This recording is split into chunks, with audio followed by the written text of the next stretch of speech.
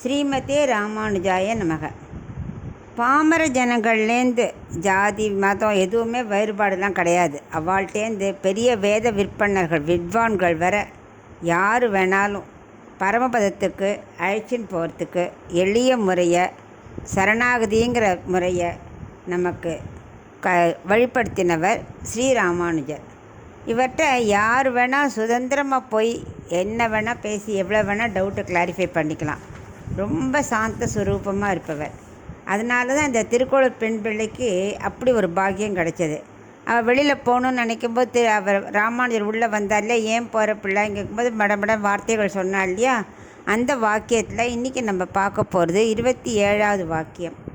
ஆயுதங்கள் ஈன்றேனோ அகஸ்தியரை போலே. ஆயுதங்கள் ஈன்றேனோ அகஸ்தியரை போலே. அதாவது இதுவும் ராமாயணத்துலேருந்து தான் எடுக்கிறா அந்த வாக்கியத்தை. பகவானுக்கு எது விட கொடுக்கலாம், நம்ம கொடுக்கணும்னு நினைக்கணும். அது அகஸ்தியர் பண்ணாரே.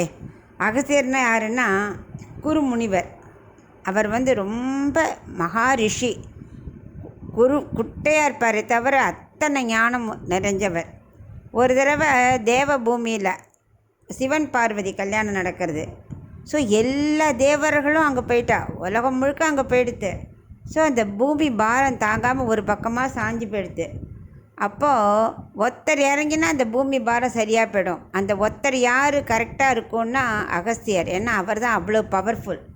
அவர் என்ன பண்ணார், உடனே தெற்கு நோக்கி விந்திய மலை வரைக்கும் வந்து, அப்போ விந்திய மலை கூட ஒசந்துட்டே வந்தது. அப்போ அவர் சொன்னார், இது நான் திரும்பி வர வரைக்கும் நீ ஒசரக்கூடாது, இப்படியே இருன்னு சொன்னாராம்.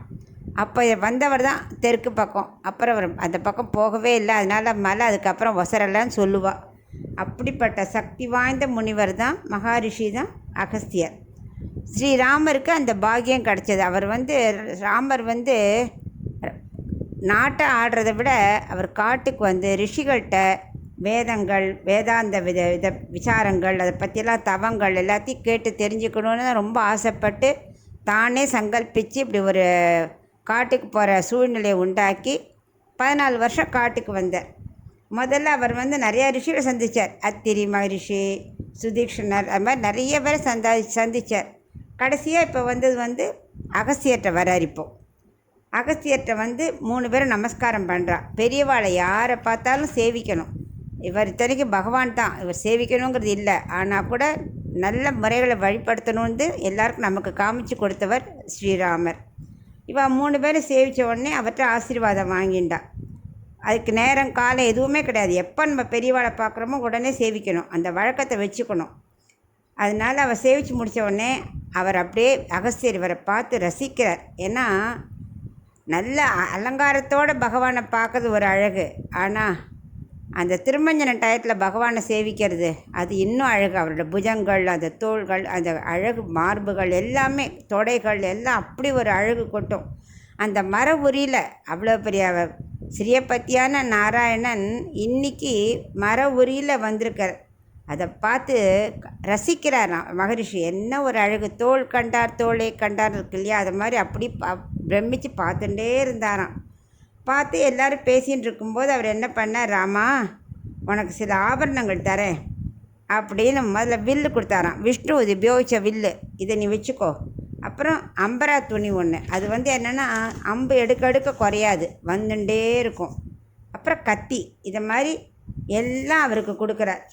எதுக்கு இவாள் சீதை லக்ஷ்மணன் நினச்சிக்கிறா, எதுக்கு ஆயுதத்தை போய் கொடுக்குறார் இவர் அப்படின்னு அவள் புரியவே இல்லை. பட் இவர் மகாரிஷி ஆச்சே, இவருக்கு பின்னாடி என்ன நடக்க போகிறதுன்னு தெரியும். இந்த கரதூஷணாதிரியோட வெல்லணும், ராவணனை வெல்லணும், அதுக்கெல்லாம் ஆயுதங்கள் தேவை. அதெல்லாம் அவருக்கு முன்னாடியே ஞானத்தை தெரியும் அவளுக்கு. அதனால் அவர் அதை கொடுத்தார். அதை அந்த மாதிரி ரொம்ப சக்தி வாய்ந்த மகரிஷியை சந்தித்ததில் ராமருக்கு அவ்வளோ சந்தோஷம். இதை நம்ம எதை கொடுக்கணும்னு அப்படின்னு யோசிக்கக்கூடாது.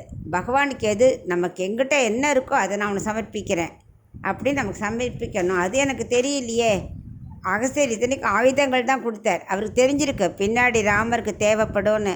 எனக்கு வைத்தியமானதி பெருமாளுக்கு என்ன தேவைன்னு தெரியலையே, எனக்கிட்ட ஒன்றும் இல்லை, நான் கிளம்புறேன் இப்படி தான் சொன்னேன். ஒரு பழத்தை எடுத்து அம்சி பெருமாளுக்கு நைவேத்தியம் பண்ணக்கூடாதா, ஒரு பூவை எடுத்து கொடுக்கக்கூடாதா, இல்லை அவர் அலங்காரத்தை பார்த்து ரசித்து திருஷ்டி வராமல் இருக்கணும்னு ஒரு ஸ்தோத்திரம் சொல்லக்கூடாதா, இதெல்லாம் விட்டுட்டு கிளம்புறேன், எனக்கிட்ட ஒன்றும் இல்லை, நான் கிளம்புறேன்னு சொல்கிறேனே, எனக்கு அந்த அறிவு இல்லையே அப்படின்னு அந்த பொண்ணு யார்கிட்ட சொல்கிறா?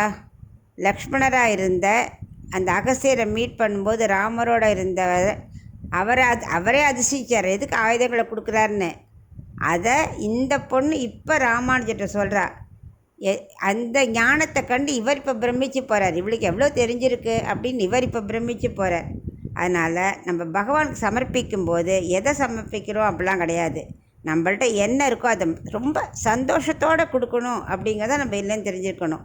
அதான் இவ சொன்னால் ஆயுதங்கள் ஈந்தேனோ அகஸ்தியரை போலே அப்படின்னு.